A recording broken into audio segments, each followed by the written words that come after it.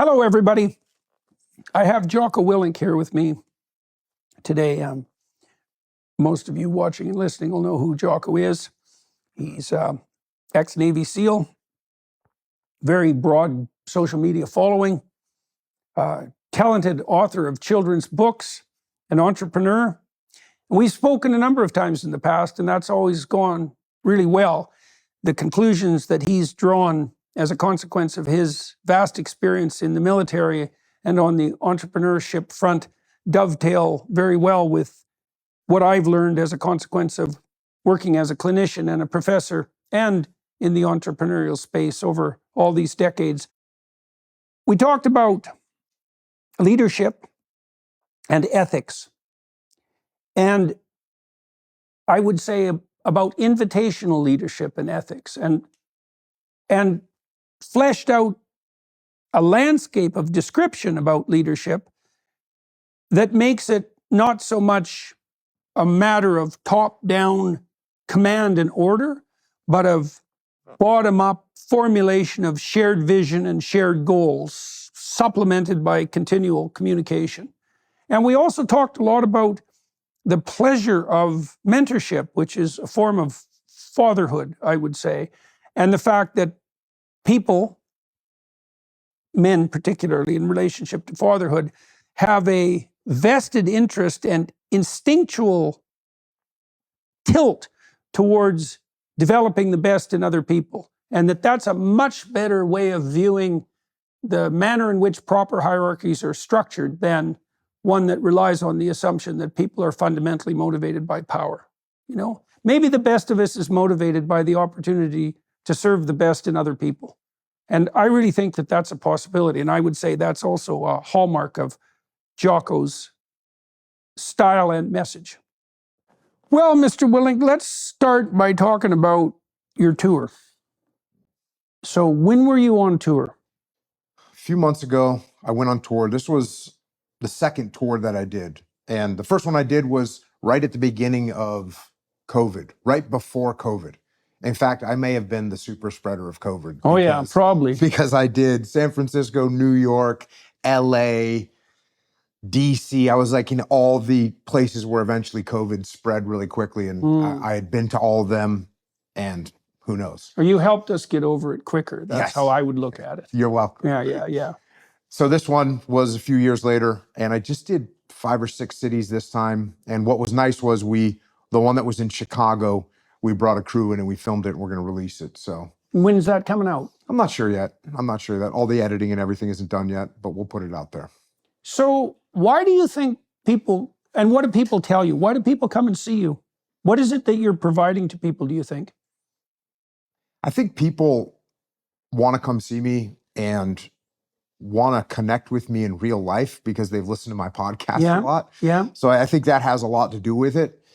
And then I think people, I'm just up there sort of sharing experiences that I've had. And I try and do the best I can in presenting the lessons that I've learned. And really one of the biggest lessons that I was talking about on this tour was it's going to be okay. And I think that especially when people go through traumatic situations, obviously I deal with veterans a lot, law enforcement, and the whole PTSD that people have been going through and talking about for the last, well, I guess since the wars have been on, last 20 years.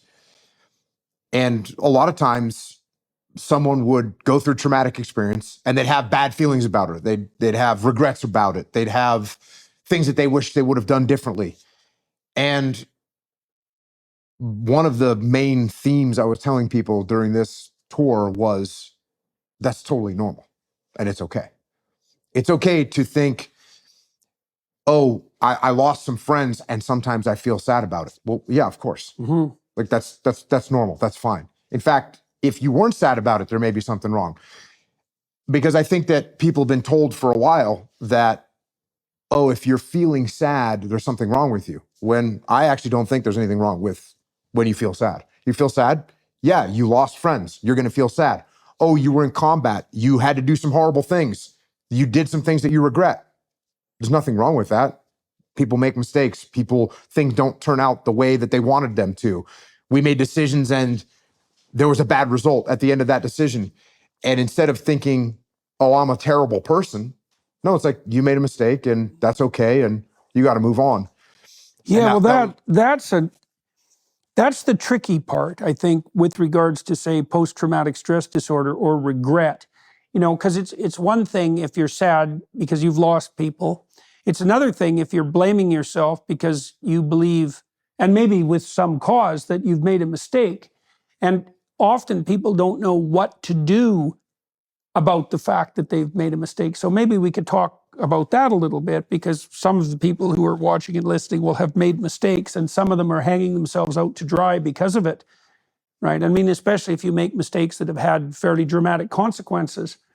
So, and this ties in, I would say, also to the motif of forgiveness, because there's not much difference between forgiving other people and forgiving yourself. And you can't just do that by saying that you're going to do it.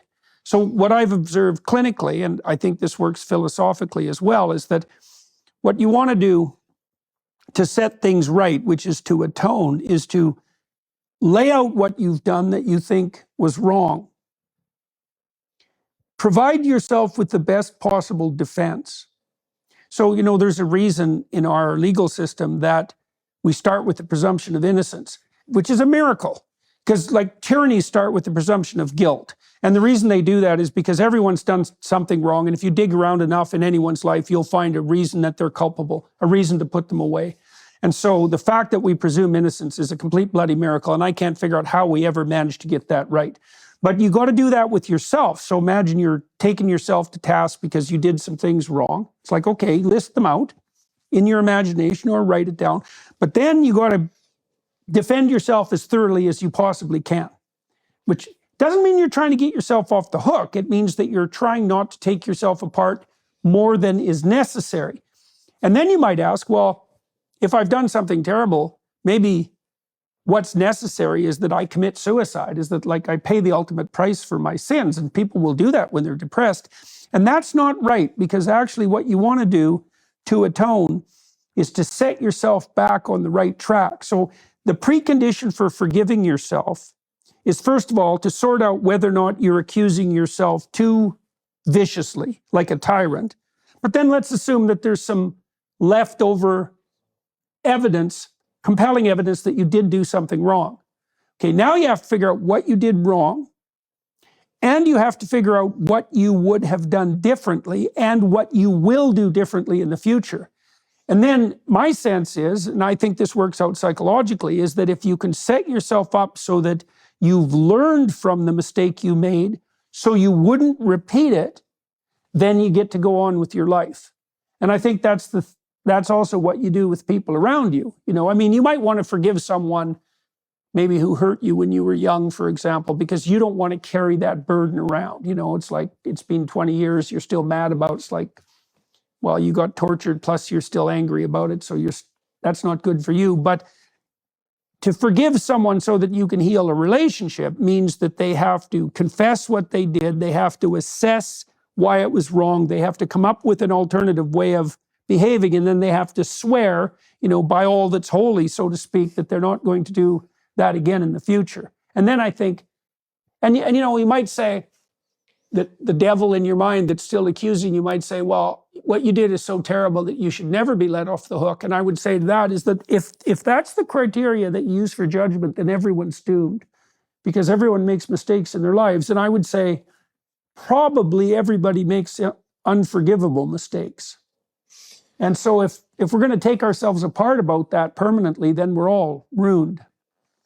Yeah, I was pretty lucky growing up in the military that I would get to see guys, and I was probably 26 years old, and I moved into like an instructor role in the SEAL teams. And so you'd see these young leaders, and they'd go out on some training mission, and they were going to mess things up. They're going to make mistakes. And you always get this talk about, well, you made the best decision you could with the information that you had at the time. And it kind of sounds like a cop-out in a way, but Yeah. It's actually not a cop-out at all. You make the best decision that you can with the information that you have at the time. Like, what more can a human being do than make the best decision they can with the information that they had at the time? And when you get more information, or when the results come as they may, Yeah. that decision that you made might not have been a good decision. It might have been a bad decision. But there's number one, there's nothing you can do to change it. Like, it already happened. You made the decision. And then I would always look at the guys and say, what was their intent behind this decision that they made? Like, why did they do that? Because if we can decipher that, and their intent was they wanted to make a good move to get their guys out of a bad situation, what more could I want from a leader than to make a decision that's doing their best with the information that they had at the time to maneuver out of a bad scenario to take care of their guys? There's nothing more I could hope for.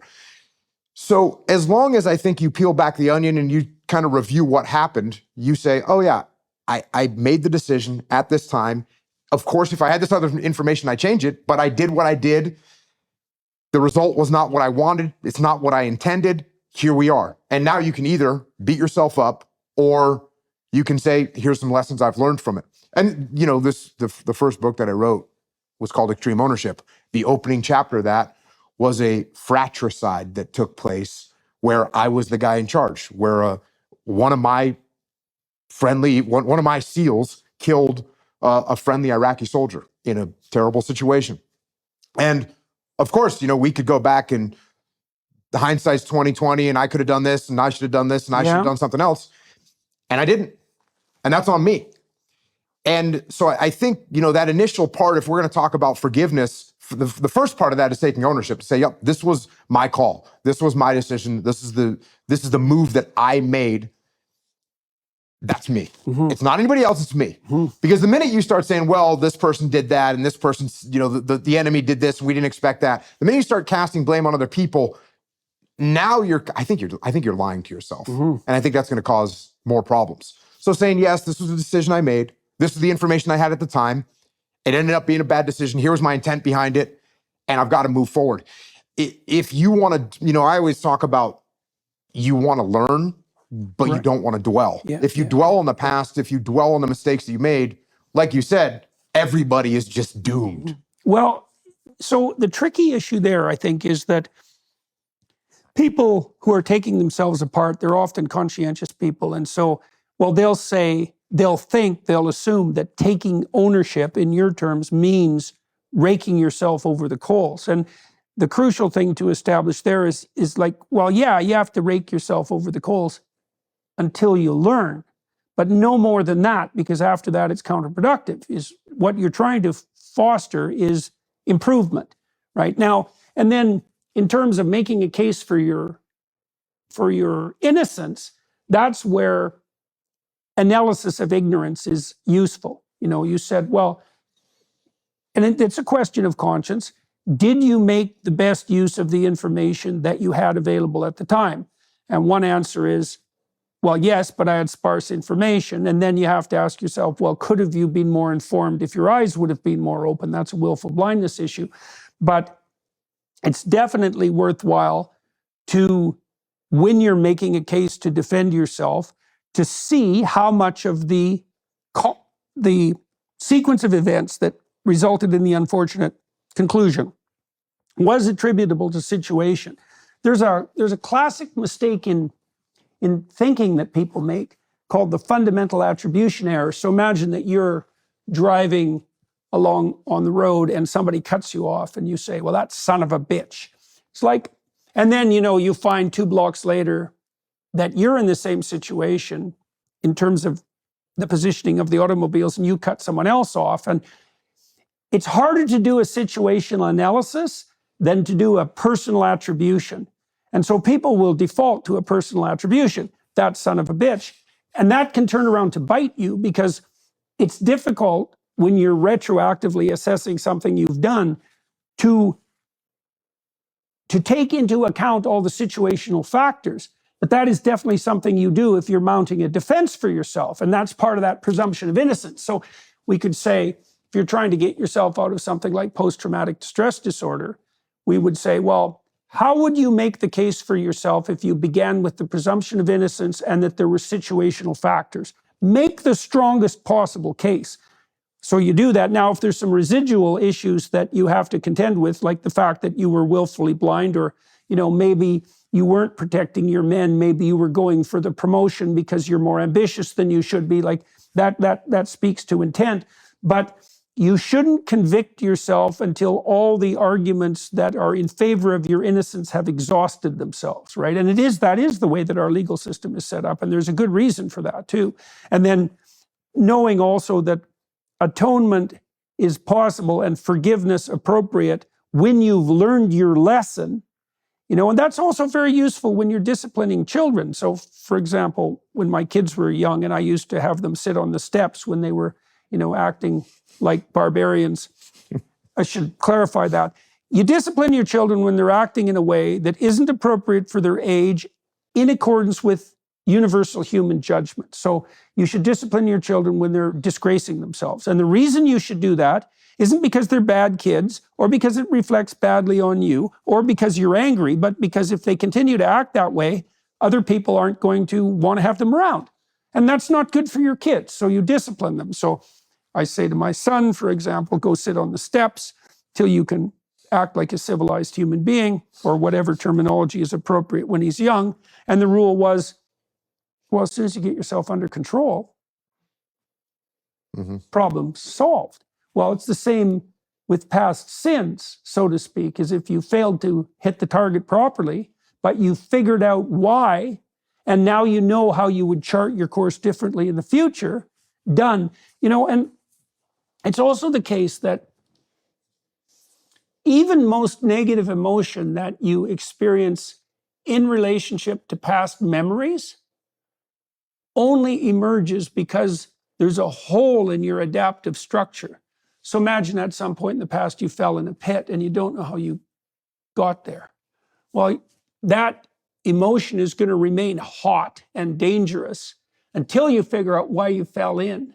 And the reason that your conscience keeps torturing you about that is because, well, you fell into a hole and you don't know why, and so maybe you'll fall into another one, and so you shouldn't be that comfortable.